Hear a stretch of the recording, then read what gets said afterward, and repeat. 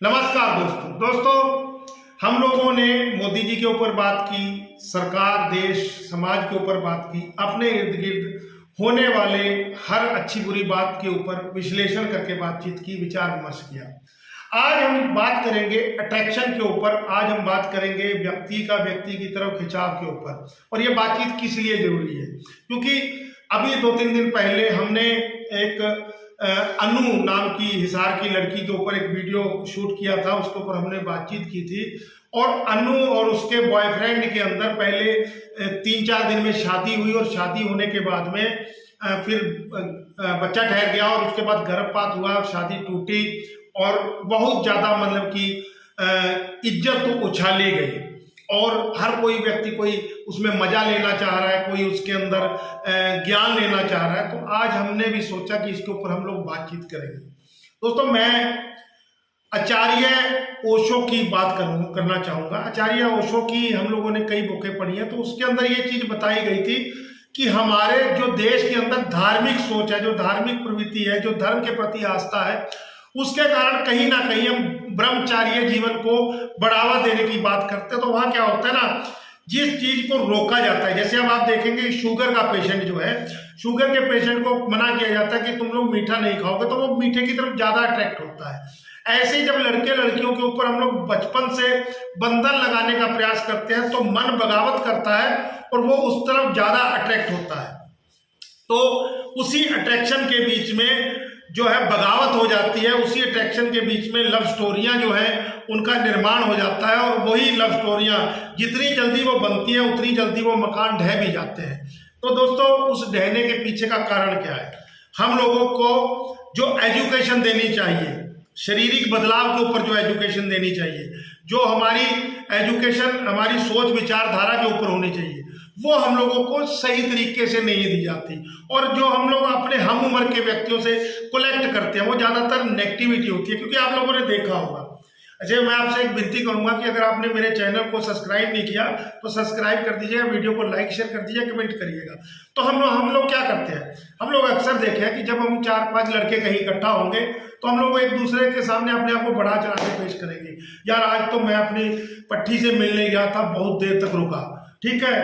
तो दूसरा कहेगा, क्योंकि अंदर से तो पता है ना कि हम लोग कितनी देर तक रुक सकते हैं। दूसरा कहे ये कैसे रुक गया, तो मैं पता करता हूँ बातों बातों में, चल यार तेरे को आज मैं अपना होटल में लेके चलता हूँ, वहां पे हम लोग कोल्ड ड्रिंक वगैरह पियेंगे, डोसा वगैरह खाएंगे, समोसे वगैरह खाएंगे।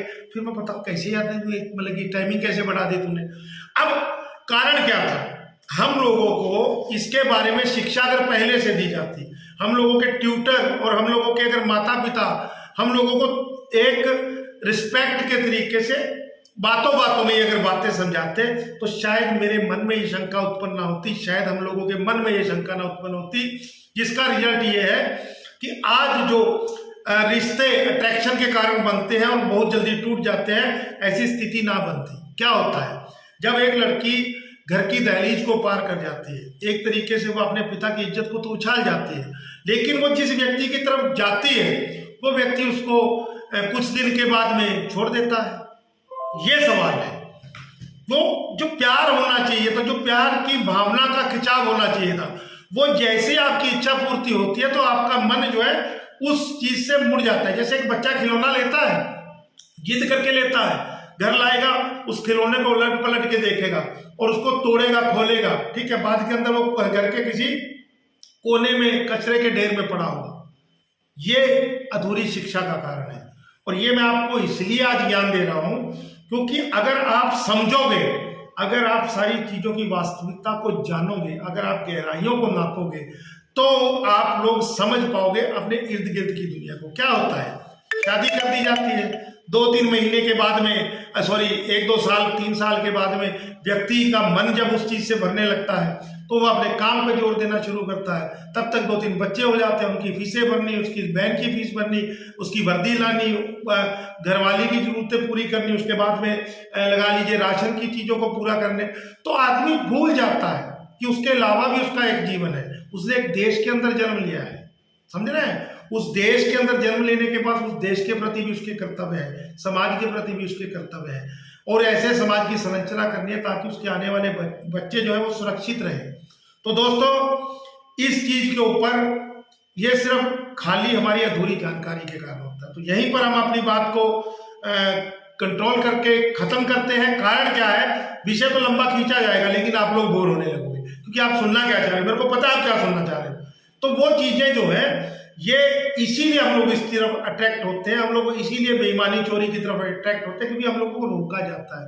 तो आप रोकना नहीं है अपने आप को तरीके से और अपने आत्म मंथन के द्वारा अपनी इस आदतों को नियंत्रण में करके जहां जरूरत है वहां इस्तेमाल करिए। ठीक है, तो यही अपनी बात को खत्म करते हैं दोस्तों। जय हिंद, जय जवान, जय किसान, धन्यवाद।